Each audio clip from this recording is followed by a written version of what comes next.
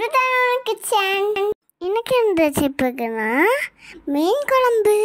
வாங்க பிரியாணி பார்க்கலாம். வடசட்டியில் எண்ணெய் ஊற்றிக்கோங்க. கடுகு போட்டுக்கோங்க. பூண்டு பொடி பொடியாக நறுக்கி போட்டுக்கோங்க. கருவேப்பிலை கொஞ்சம், சாம்பாருக்குள்ள கொஞ்சம், எல்லாம் கொஞ்சம் போட்டுக்கோங்க. நல்லா கலந்துக்கோங்க. மிளகாத்தூள் கொஞ்சம் போட்டுக்கோங்க. அதுக்குள்ள வெங்காயம், தக்காளி, தேங்காய், மணித்தூள் எல்லாம் போட்டு வதக்கி வச்சுக்கோங்க. வதக்கி வச்சு எடுத்து அரைச்சி ஊற்றிக்கோங்க. தண்ணி கொஞ்சம் ஊற்றிக்கோங்க. நிறைய ஊற்றினீங்கன்னா நல்லாவே இருக்காது. கொஞ்சமாக ஊற்றிக்கோங்க. நல்லா கொதிக்க விடுங்க. பச்சை வாடை வேற வரைக்கும் கொதிக்க விடுங்க. மூடி வச்சு கொதிக்க வைங்க.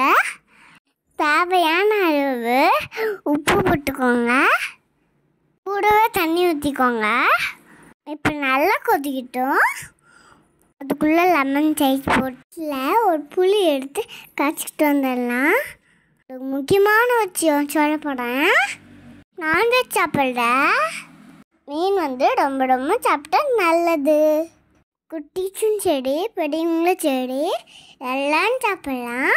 இப்போ ரொம்ப நல்லது மீன்.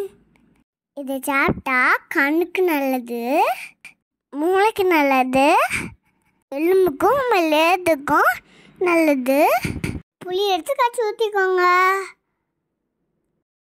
மாசமாக இருக்கவங்களா மீன் நிறைய எடுத்துக்கோங்க.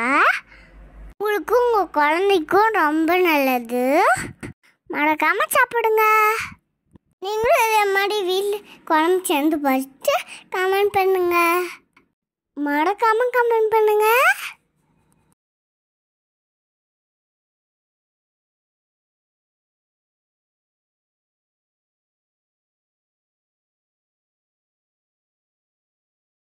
வெந்தயத்தூணும் கொஞ்சம் பெருங்காயத்தூணும் கொஞ்சம் போட்டுக்கோங்க.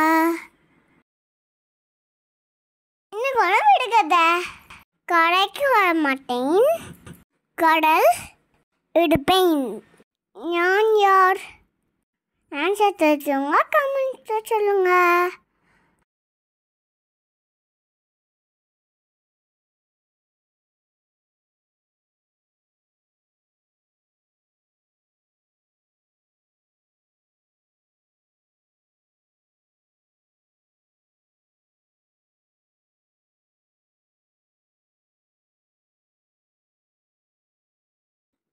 நல்லா கொதிச்சு வந்துடும். மீன் எடுத்து போட்டுக்கோங்க. 5 நிமிஷம் மூடி வைங்க. கொத்தமல்லி எல்லாம் போட்டு தூவி அடக்கிக்கோங்க. இவ்வளோதான் டேஸ்டியான மீன் குழம்பு ரெடி. சாப்பாடு போட்டு சாப்பிட்டா சும்மா அப்படி இருக்கும். சும்மா அப்படி இருக்கும். வாங்க சாப்பிடலாம்.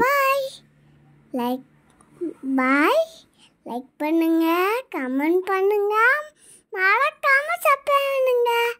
பாய் சுட்டீஸ்.